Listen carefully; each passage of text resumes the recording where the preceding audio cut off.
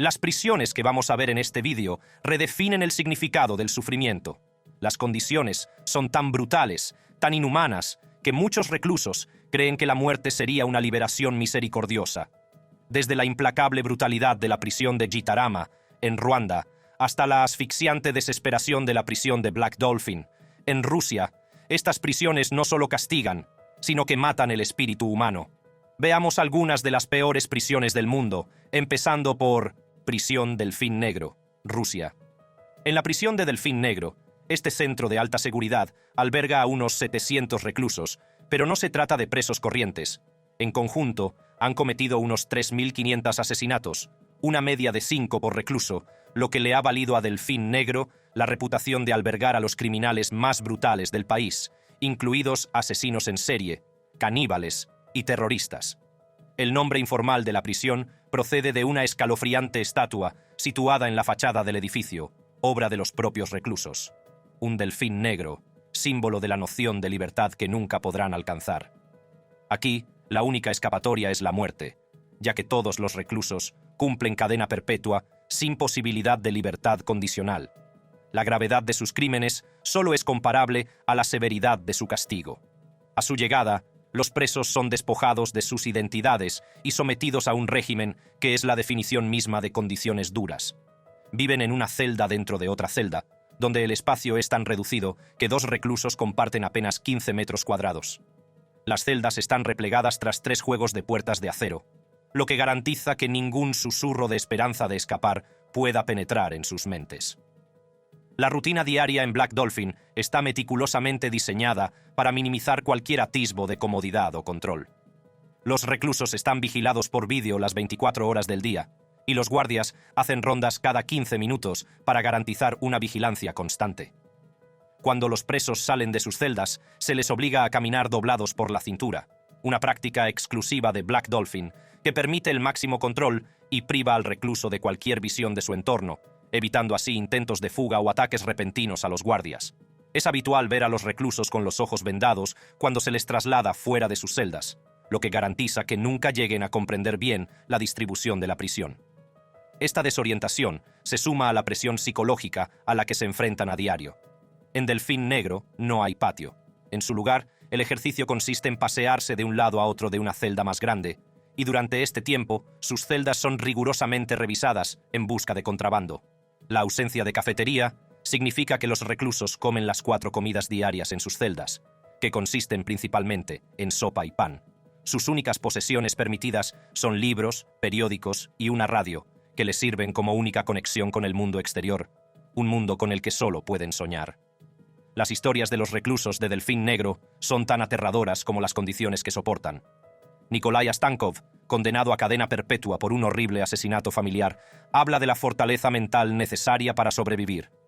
Si piensas constantemente en cómo estás aquí, en lo que te espera, en que nunca saldrás libre, en que te quedas aquí solo, sencillamente no lo conseguirás, afirma. El desgaste psicológico es inmenso, con todos los aspectos de su vida, desde la vigilia hasta el sueño, estrictamente regimentados y controlados. Mientras todavía estás procesando los niveles de brutalidad que los convictos soportan en Black Dolphin, sería justo ahorrarte parte de ese proceso de pensamiento, porque la siguiente prisión de esta lista es probablemente mucho peor. Prisión máxima de Kamiti, Kenia. La prisión máxima de Kamiti está situada en las afueras de Nairobi, Kenia. Establecida en la década de 1970, esta prisión de máxima seguridad fue diseñada para albergar a algunos de los delincuentes más peligrosos del país. Con sus altos muros, sus vallas eléctricas y su estricta vigilancia, Kamiti se ha convertido en sinónimo del máximo nivel de encarcelamiento en Kenia. Construida originalmente para albergar a unos 1.400 reclusos, la prisión ha visto crecer su población hasta superar con creces el límite previsto. El hacinamiento ha dado lugar a condiciones deplorables, y los reclusos a menudo se ven obligados a dormir en el suelo por falta de camas y espacio. Las instalaciones sanitarias son lamentablemente inadecuadas para el número de presos, lo que provoca brotes de enfermedades y una lucha constante por la higiene básica. La vida dentro de Kamiti es una batalla diaria por la supervivencia, como afirman Omar Ismael, Stephen y Tony, antiguos reclusos de Kamiti.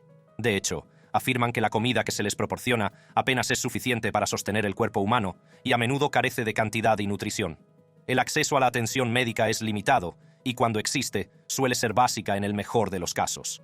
La carga psicológica que soportan los reclusos es inmensa, y los problemas de salud mental proliferan entre los muros de la prisión. Esto es lo que ocurre. A las 20:00 horas se cierran las puertas de las celdas y los presos se reúnen en sus dormitorios para hacer recuento. Se espera que a las 21:00 estén dormidos. Sin embargo, debido a la escasez de ropa de cama, los reclusos duermen en colchones andrajosos con mantas gastadas, a menudo compartiendo colchón con 2 o 3 personas. La falta de espacio es tan grave que los reclusos tienen que turnarse para tumbarse o darse la vuelta. Los colchones están en mal estado, porque los reclusos, al carecer de suministros básicos como papel de seda, arrancan trozos de los colchones para utilizarlos en el baño. La prisión también es conocida por su estricto régimen.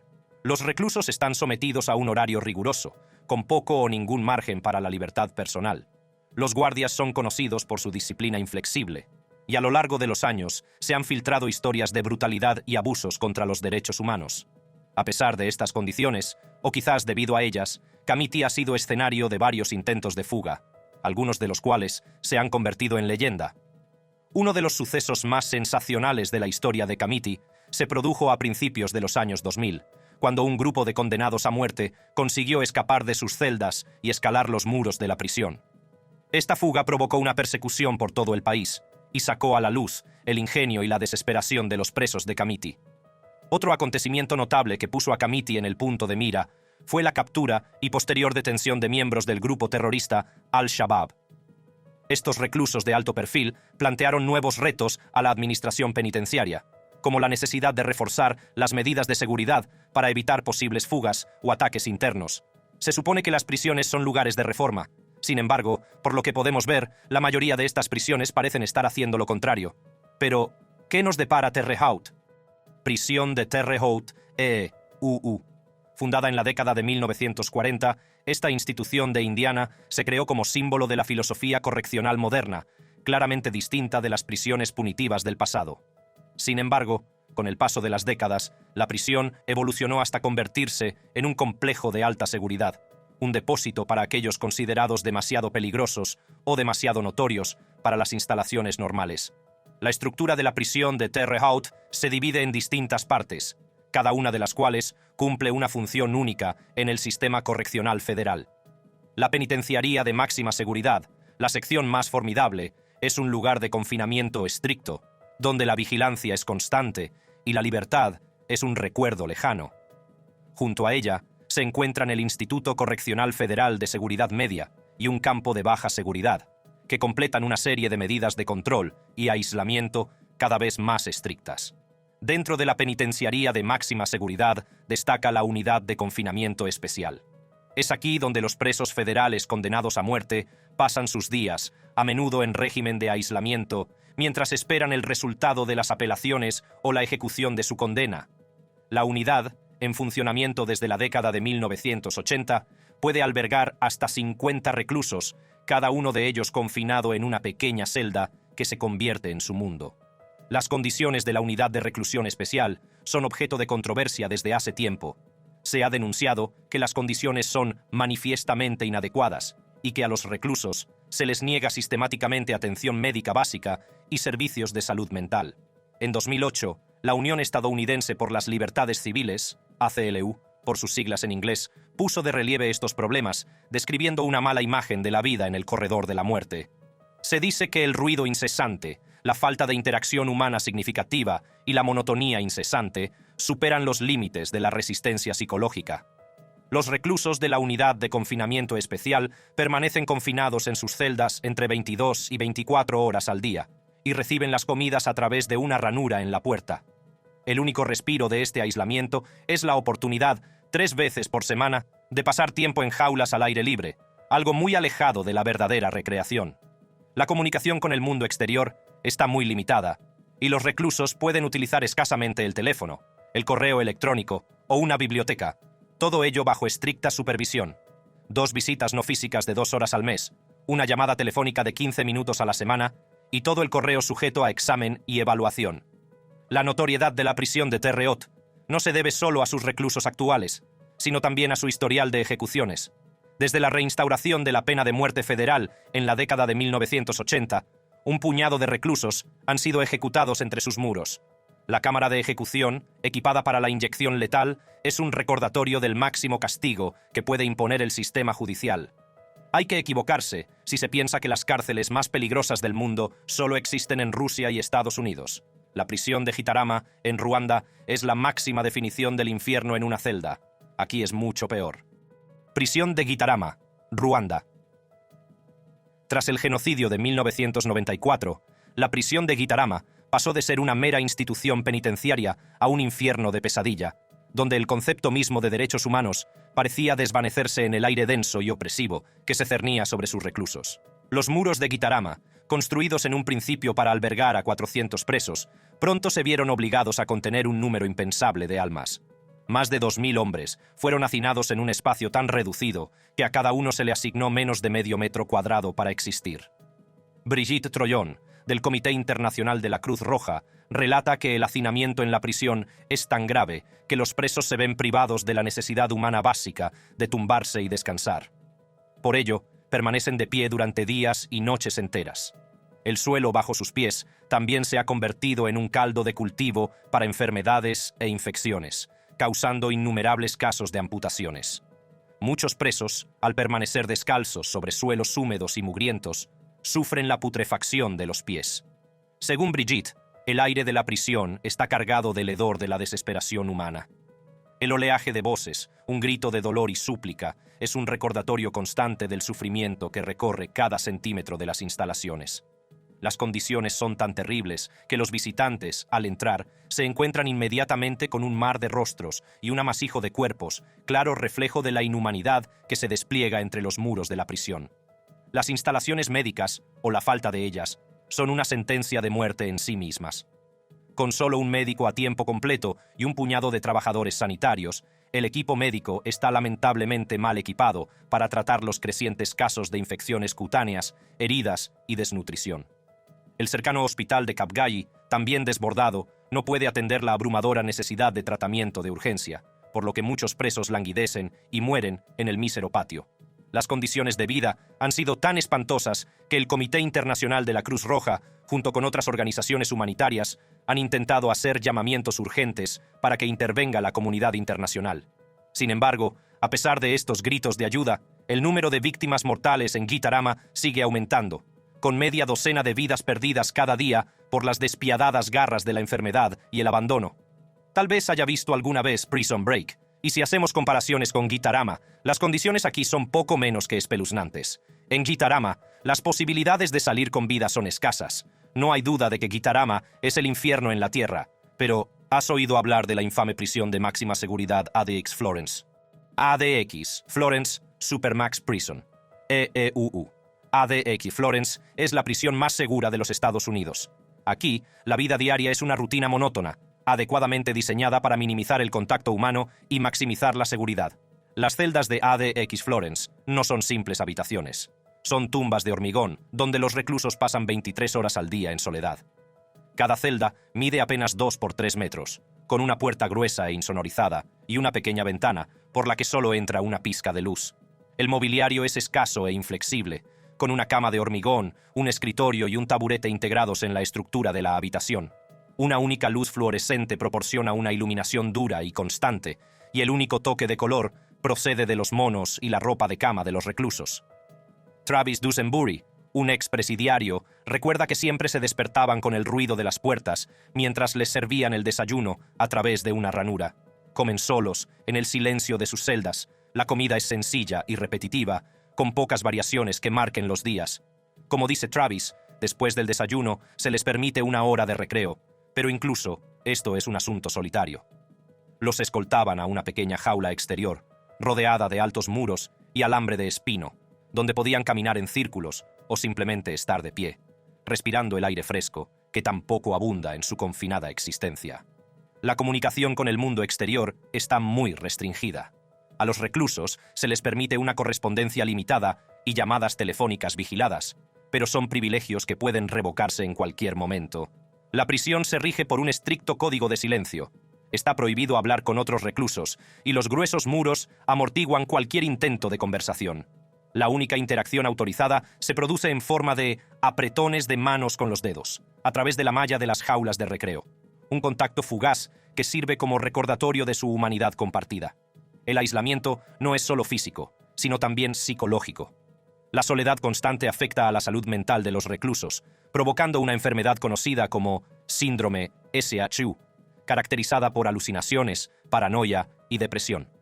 A pesar de ello, la atención a la salud mental es mínima, y los reclusos a menudo luchan para hacer frente a la abrumadora sensación de desesperación que impregna la prisión. Para quienes infringen las normas, el castigo es rápido y severo.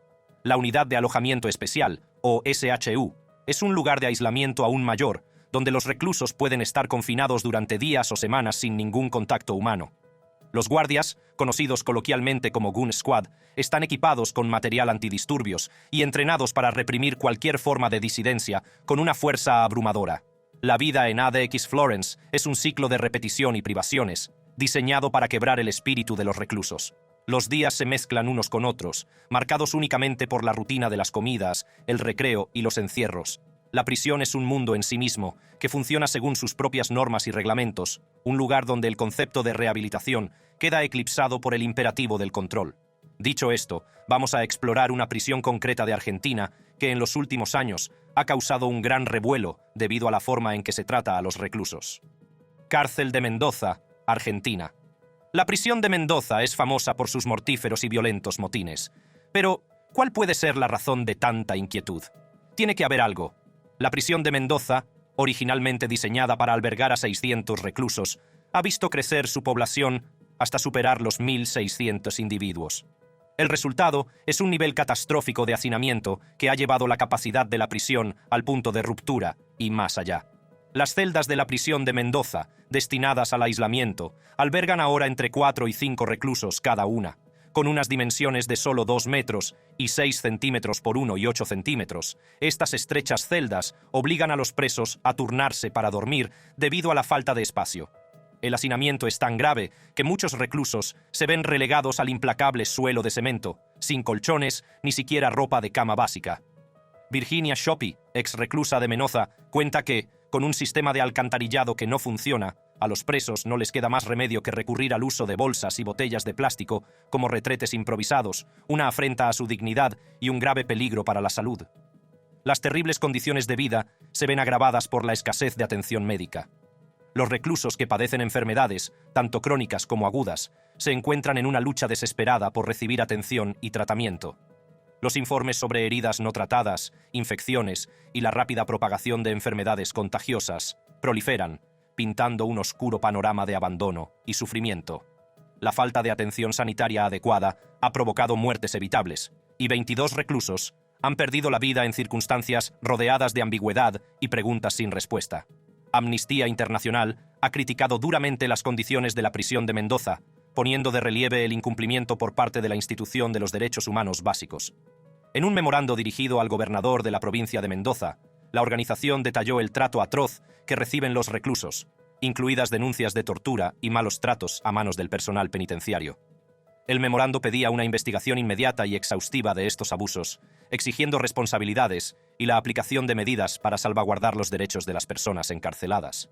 No se puede exagerar el impacto psicológico de vivir en un entorno así. La amenaza constante de violencia, la imposición arbitraria de castigos y los periodos prolongados de reclusión en celdas superpobladas afectan gravemente a la salud mental de los reclusos. Los incidentes de autolesiones e intentos de suicidio no son infrecuentes, ya que muchos presos luchan por hacer frente a la incesante presión y desesperanza que impregnan su existencia diaria. Ahora bien, Mendoza podría ser el hogar de algunos de los criminales más duros, pero ¿has pensado cómo podrían ser las cárceles en Turquía? Prisión de Diyarbakir, Turquía. Construida en 1980 por el Ministerio de Justicia, esta institución se convirtió rápidamente en el epicentro de la polémica y en un símbolo de la opresión, especialmente contra la población kurda. Tras el golpe de Estado de septiembre de 1980, la prisión se convirtió en un centro de detención militar bajo la ley marcial. Más de 650.000 personas fueron encarceladas, y en el periodo subsiguiente, conocido infamemente como el periodo de la barbarie, se produjeron torturas generalizadas y sistemáticas. Los muros de Diyarbakir han absorbido los ecos del sufrimiento, ya que los prisioneros son sometidos a tratos inhumanos. Los informes sobre descargas eléctricas aplicadas a las partes más sensibles del cuerpo humano, la extracción de uñas y dientes, y la inquietante presencia de un pastor alemán adiestrado llamado Joe, cuyo único propósito es infligir tortura genital, pintan el cuadro de un infierno en la tierra. La notoriedad del perro y las pesadillas sensoriales que creaba a los presos se convirtieron en una oscura leyenda dentro de la historia de la prisión. Los malos tratos no se limitan al tormento físico. También se libra una guerra psicológica contra los reclusos, con simulacros de ejecuciones y amenazas de violencia sexual para quebrar sus espíritus. El entorno de la prisión está diseñado para deshumanizar a sus ocupantes, despojándolos de su dignidad y reduciéndolos a meras sombras de lo que fueron. El hacinamiento es también un problema crítico, con informes de presos que se asfixian en celdas abarrotadas, con sus cuerpos apilados unos sobre otros en un horroroso despliegue de abandono. Los presos kurdos se llevan la peor parte de la brutalidad, ya que la prisión se ha convertido en una herramienta para la asimilación forzosa y la supresión de la identidad kurda. La tortura sistemática en Diyarbakir alimentó el surgimiento del Partido de los Trabajadores del Kurdistán, o PKK, que sigue resistiendo al Estado turco hasta el día de hoy. A pesar de los horrores, brilla la resistencia del espíritu humano. Nuran Chamli Marashlu, una expresidiaria, recuerda las terribles condiciones. Éramos 75 mujeres en un pabellón para 25 presos. Como mujeres, no somos iguales a los hombres, pero en el calabozo de Diyarbakir éramos iguales en relación con la tortura, el aislamiento, los ejercicios militares, etc. Durante años hicimos en la cárcel lo que los soldados hacen en sus cuarteles. Su testimonio, junto con el de innumerables personas, ha arrojado luz sobre las atrocidades cometidas entre estos muros. La notoriedad de la prisión ha alcanzado niveles internacionales, con organizaciones de derechos humanos señalando las violaciones. En el año 22, los tribunales europeos declararon que se habían infringido los artículos después de que una masacre en una sala de visitas dejara 8 presos muertos. La afirmación del gobierno turco de que se había producido un motín fue recibida con escepticismo, ya que el patrón de abusos y muertes en Diyarbakir estaba bien documentado. La mayoría de los gobiernos siempre dan explicaciones poco razonables cada vez que ocurre algo inhumano en un centro penitenciario. Esto te deja aún más perplejo. ¿Qué valor le damos a la vida humana? Bueno, al menos en el caso de Diyarbakir hay cierto nivel de transparencia y los de fuera pueden opinar. Sin embargo, no es el caso de la siguiente prisión. Campo 14 de la prisión de Kaechon, Corea del Norte. Situado a unas 55 millas al norte de Pyongyang, Corea del Norte, este campo de prisioneros políticos, también conocido como Kwanliso No 14, es una instalación en la que el concepto mismo de derechos humanos es inexistente. El campo, que se extiende a lo largo de 60 millas cuadradas, es un reino de crueldad, diseñado para castigar a los considerados enemigos del Estado. Los prisioneros, unos 15.000, están sometidos a condiciones que desafían la imaginación.